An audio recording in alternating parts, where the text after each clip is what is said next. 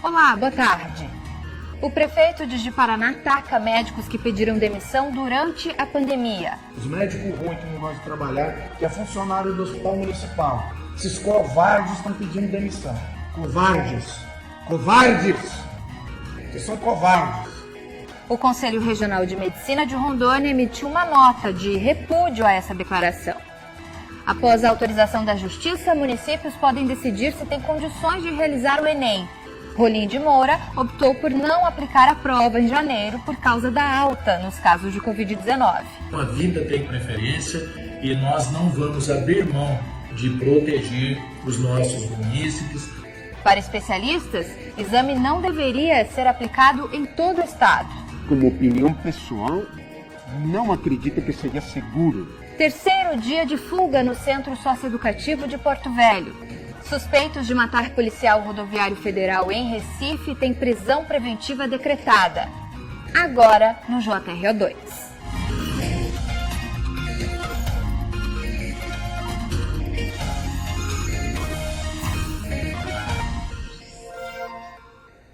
O Conselho Regional de Medicina emitiu uma nota de repúdio após uma declaração feita pelo prefeito de Ji-Paraná. Numa transmissão ao vivo, ele chamou de covardes os médicos que estão pedindo demissão em meio à pandemia. Após a repercussão negativa, o prefeito negou que tenha se referido à classe médica em geral e pediu desculpas. A declaração foi feita em uma live na rede social do prefeito Isaú Fonseca. No vídeo, Isaú teria chamado de covardes os médicos que estão pedindo demissão do Hospital Municipal em meio à crise da pandemia de Covid-19 em Ji-Paraná. O trabalho não tem negócio de meio termo. Quer trabalhar? Tá com a gente. Não tem miséria de pagar, não. Quer trabalhar? Nós vamos pagar plantão, nós vamos fazer de tudo para que você se sinta bem no local de trabalho. Estamos em pandemia. Estão pedindo demissão. Os médicos ruins que não gostam de trabalhar, que é funcionário do Hospital Municipal. Esses covardes estão pedindo demissão. Amor à nossa população. Eu vou falar o nome deles depois, vou apresentar aqui na próxima live e não tenho medo de falar não. Covardes! Covardes! Vocês são covardes.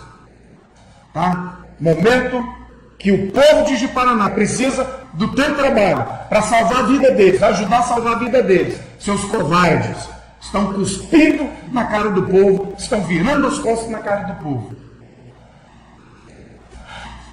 Mas sinto muito, estamos em calamidade pública e vocês não vão poder sair, vocês vão ter que atender.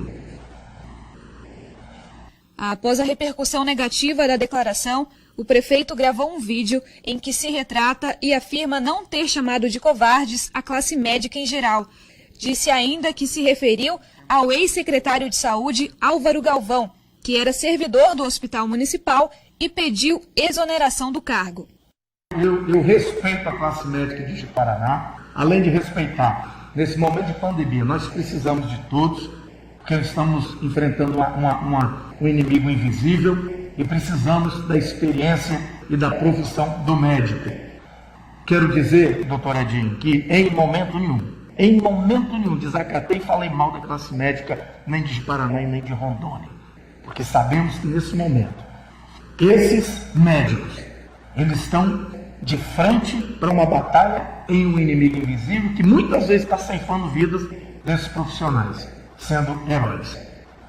Eu chamei de covarde, foi o doutor Galvão, tem endereço, tem nome, mas simplesmente pelo fato de ter chamado ele para trabalhar, por causa da pandemia, ele pediu exoneração do cargo de médico, porque é funcionário desde 2002. Então, essa exoneração eu vejo como uma covardia. Esse nome covarde que eu disse jamais será para a classe médica. O Conselho Regional de Medicina, CREMERO, emitiu uma nota de repúdio após a declaração do prefeito.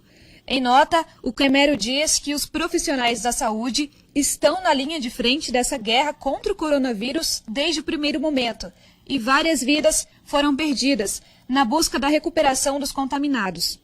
Os médicos vêm atuando desde o início da pandemia, tivemos inúmeras perdas, muitos colegas morreram, deixando família, e causa muita estranheza uma declaração como essa num momento como esse, né? Num momento de volta da pandemia, de um grande número de casos novamente.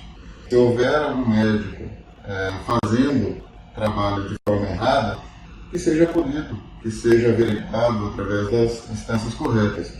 Não é numa live chamando todos os médicos de covardes que se vai resolver o problema específico de um médico.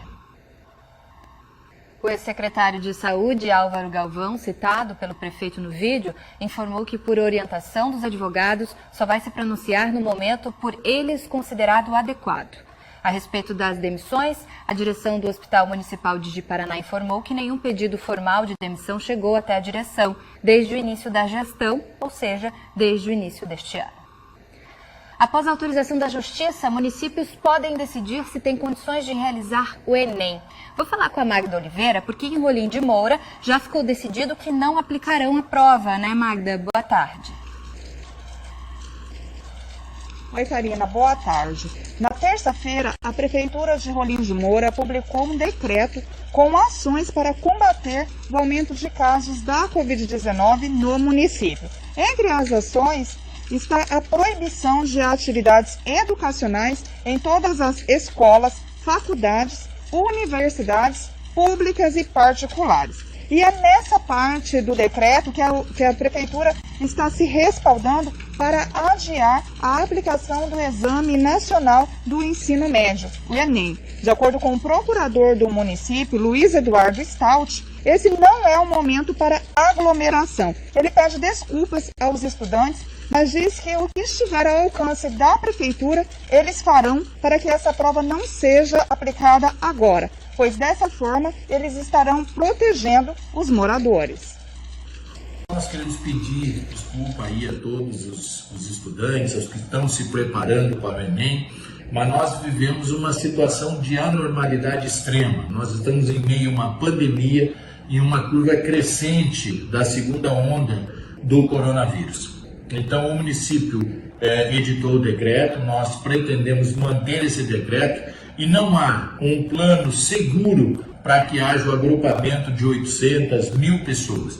Então nós não podemos em momento algum ter algo para competir com a vida. Então a vida tem preferência e nós não vamos abrir mão de proteger os nossos munícipes, as pessoas da contaminação do Covid-19. Karina, se inscreveram para fazer a prova do Enem em Rolim de Moura cerca de 3.300 alunos. O Tribunal de Justiça já está ciente dessa preocupação dos entes públicos.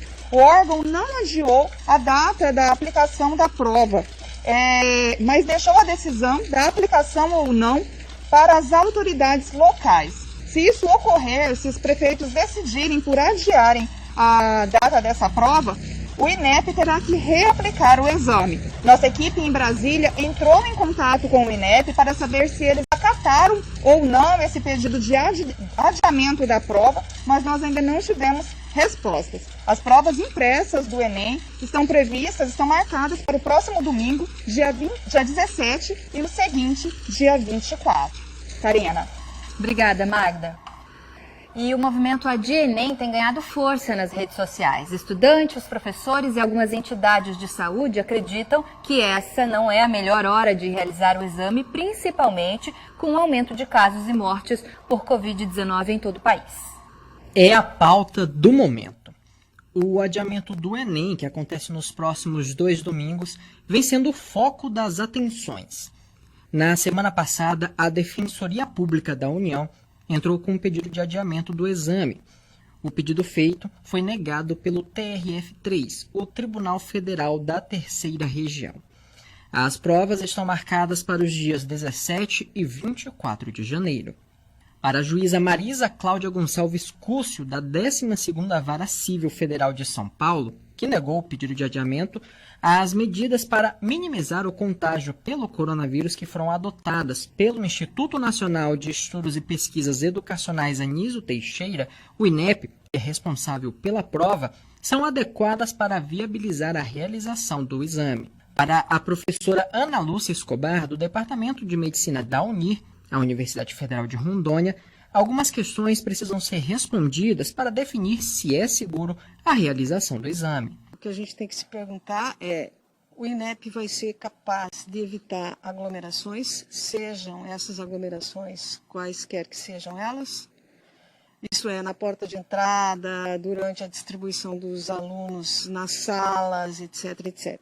Vai haver essa possibilidade de não ter aglomeração, primeiro.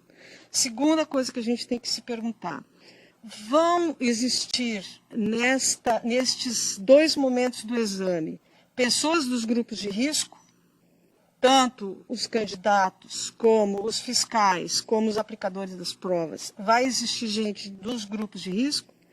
Se sim, não há condições sanitárias para a realização do Enem, sem que haja possibilidade de transmissão da doença. Essa é a resposta. E ninguém vai poder dizer o contrário. Essa história de dizer que vai ser assegurado o distanciamento, vai ser assegurado as medidas de higienização, etc., etc., não são suficientes para evitar que ocorra a disseminação da transmissão da doença entre essas pessoas. De acordo com a professora, se por um lado há dúvida sobre as medidas sanitárias de realização do exame, os jovens são a maioria a prestar o Enem. Esse é o motivo de relativa tranquilidade. O que talvez seja uma vantagem é que a maior parte das pessoas envolvidas nesse processo são jovens. E, portanto, mesmo que sejam contaminados pela doença, a probabilidade de desenvolver forma grave da doença é um pouco menor do que na população em geral.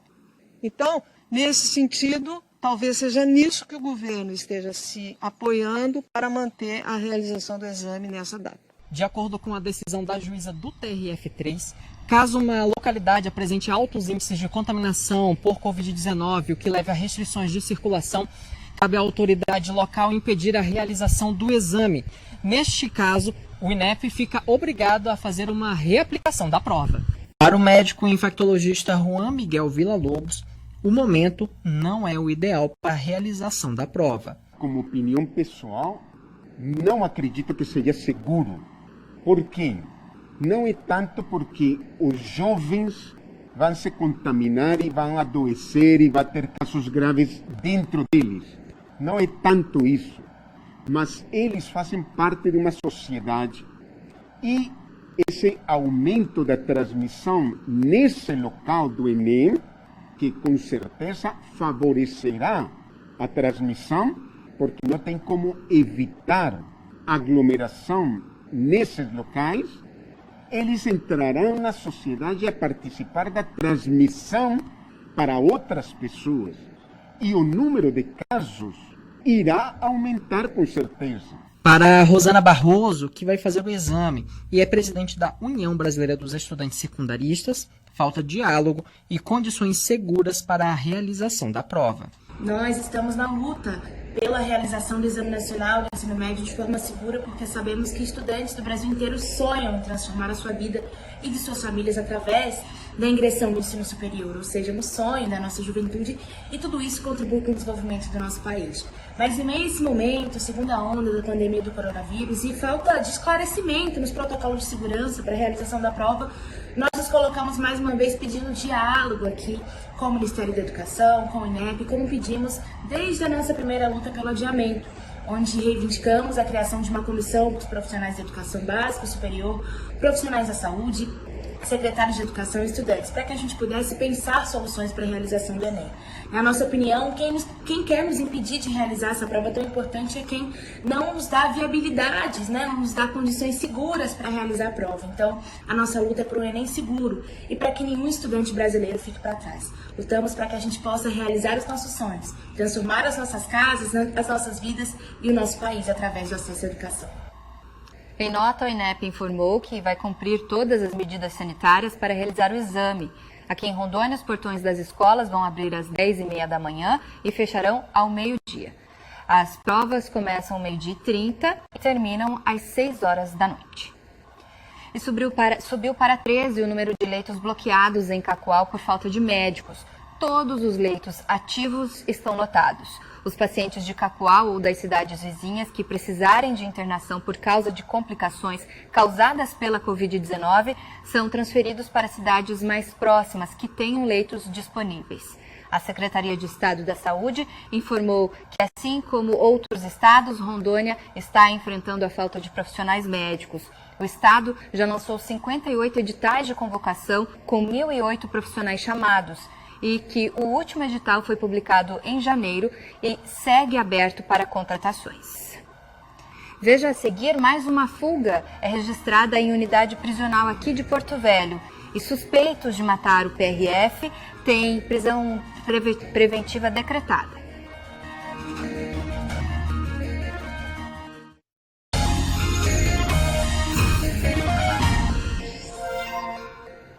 Mais uma fuga de menores foi registrada na unidade de detenção sentenciada aqui em Porto Velho. Vou falar com a Cássia Firmino, ao vivo aqui de Porto Velho. Foi a terceira nos últimos dias, Cássia. Correto, Karina. Uma boa tarde para você, boa tarde para o telespectador. Pelo terceiro dia, então, consecutivo, a unidade registra fugas de socioeducandos. Segundo a Fundação de Atendimento Socioeducativo, a FEASE, foram 10 na segunda-feira, quando eles realizavam uma atividade que é movido por uma ação social. Uma na terça-feira, durante o atendimento médico, e mais uma hoje. Ou seja, no decorrer aí desses 3 dias, foram 12 socioeducandos, que fugiram ali da unidade de internação sentenciada. Vale destacar que a última atualização que nós tivemos em relação a isso é que dos 12 socioeducandos que fugiram, 3 já foram recapturados. Os demais ainda estão sendo aí procurados pela polícia. Karina. Obrigada, Cássia. Boa tarde para você. Os 2 irmãos acusados de terem matado um policial rodoviário federal na madrugada de domingo em Recife foram autuados por homicídio qualificado. Sávio Norberto Holanda de Souza e Darlison Lucas Holanda de Souza passaram por audiência de custódia e tiveram a prisão preventiva decretada. De acordo com o gestor do Departamento de Homicídios e Proteção à Pessoa, o assassinato do policial rodoviário federal Eduardo Souza de Lima Júnior, de 37 anos, teria sido premeditado. Da vítima estava com as amigas e esses 2 suspeitos barraram nas meninas, claramente querendo arrumar uma confusão, acionaram o chefe de segurança. Os 2 suspeitos foram colocados para fora do bar, não gostaram, reclamaram. Lá fora do bar houve uma nova discussão. Eles saíram xingando, esculhambando as vítimas, né, o policial, e depois foram para casa, possivelmente já com a intenção de matar, premeditado, pegaram uma arma de fogo e foram até uma hamburgueria onde a vítima estava com os amigos. O crime foi na madrugada de domingo. Testemunhas disseram que o policial estava com amigos neste bar, na zona norte do Recife, quando teria se desentendido com outros homens. Depois, Eduardo e os amigos foram para esta lanchonete, que fica perto do bar. As imagens gravadas por câmeras de um comércio vizinho à lanchonete mostram um momento que um homem chega de capacete já atirando. Paramos a imagem porque as cenas são fortes. Depois, o homem sobe na garupa de uma moto e os 2 fogem. A lanchonete estava cheia. Houve correria e um homem e uma mulher foram atingidos de raspão. O policial levou tiros na cabeça e morreu no local. A polícia confirmou que os irmãos Sávio Norberto Holanda de Souza, de 25 anos, e Darlison Holanda de Souza, de 19, são suspeitos do crime. Eles fugiram logo depois. Ainda no domingo, a Polícia Civil e a Polícia Rodoviária Federal começaram as buscas pelos assassinos. Deixei bem claro que, independente do momento, se eles se apresentassem depois, certamente já estaríamos com mandado. E que já estávamos no encalço dele, eles já suspeitavam que a gente já estivesse muito próximo, já acharam por bem e não viram outra alternativa realmente a não ser se entregar. Ainda de acordo com a polícia, as imagens das câmeras de segurança foram fundamentais para confirmar a autoria do crime e para entender como aconteceu o assassinato, já que no depoimento, mesmo Sávio confessando que atirou no policial, ele alega que foi em legítima defesa. Eduardo era policial rodoviário federal desde 2016. Estava trabalhando no estado de Rondônia, no norte do país. Em dezembro passado, ele foi transferido e iria começar a trabalhar este mês na superintendência da PRF aqui no Recife. Pernambucano, ele até morador da comunidade. Ele, no dia 18 de dezembro, ele acabou de ser removido do estado de Rondônia para cá.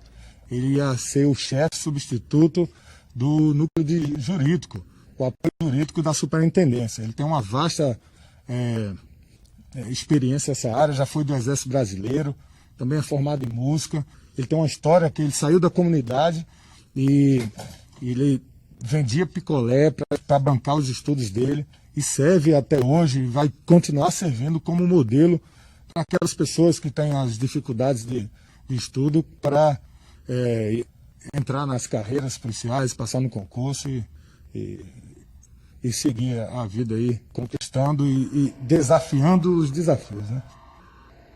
E a seguir, uma raposa que adotou o Fórum de Jaru como casa morreu atropelada.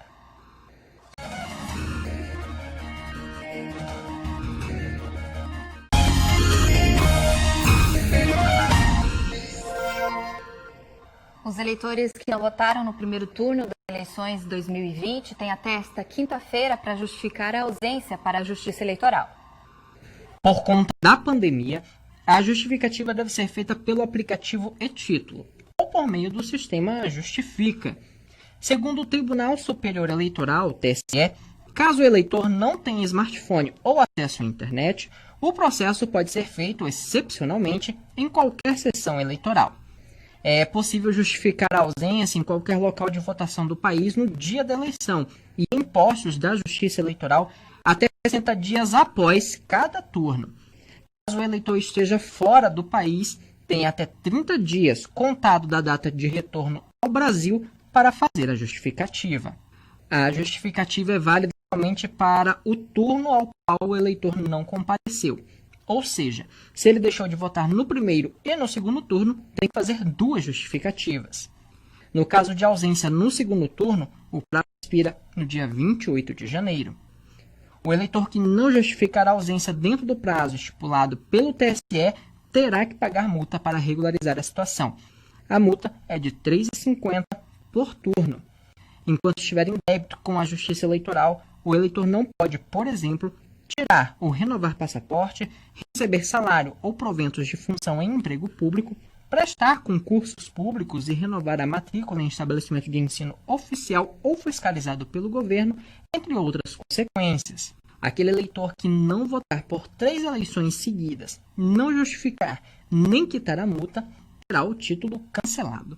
A regra não vale para eleitores que não são obrigados a votar, como analfabetos, maiores de 16 e menores de 18 e maiores de 70 anos. O governo de Rondônia prorrogou o prazo para a utilização do saldo do cartão alimentação escolar. A Thaís Gomes tem essas informações. Thaís, boa tarde. Oi, Karina, boa tarde para você, boa tarde para todo mundo. Os pais são responsáveis pelos alunos beneficiados por esse cartão alimentação devem o saldo até o dia 31 de janeiro desse ano. A gente lembra que o saldo está disponível desde dezembro do ano passado e deve ser usado até 31 de janeiro. Se não, esse número será, esse quantitativo será então expirado do cartão. Aproximadamente 47 mil estudantes foram beneficiados, eles que fazem parte do Bolsa Família, foram beneficiados então com esse cartão alimentação pelo governo do estado, né? Em outubro do ano passado foram ofertadas a 4ª e a 5ª parcela, em novembro a 6ª e em dezembro a 7ª. O objetivo é realmente ofertar uma melhor alimentação para os alunos da rede estadual de ensino. Karina. Obrigada, Thaís. Bom, agora a gente vai falar sobre uma raposinha que adotou o Fórum de Jaru como casa. E aí, infelizmente, essa história não terminou nada bem. Vou conversar então ao vivo com a Ana Cláudia Ferreira. Ana, a raposinha morreu atropelada. Boa tarde. Boa tarde, Karina. Boa tarde a todos. Isso mesmo, Karina. O corpo do animal foi encontrado hoje nas proximidades do Fórum lá de Jaru, onde ela tinha escolhido morar por esses últimos dias. Ela foi vista, foi filmada, deixando o fórum, indo para outros prédios próximos ali do fórum, como a Câmara Municipal. O Corpo de Bombeiros foi acionado, tentou resgatar o animal, mas muito esperto, muito arisco, não foi possível.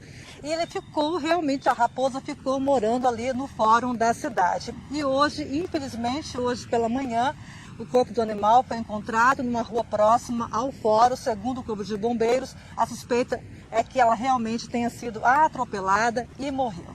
Infelizmente, um final triste para o animal que já estava fugindo de uma área que registrava incêndios florestais, fugiu do seu habitat natural para encontrar um abrigo na cidade e esse abrigo também não foi seguro para ela, Karina.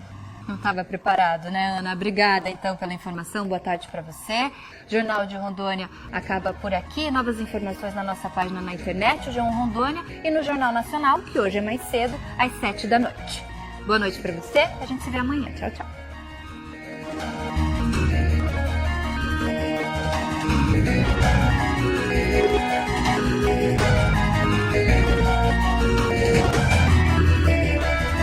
Thank you.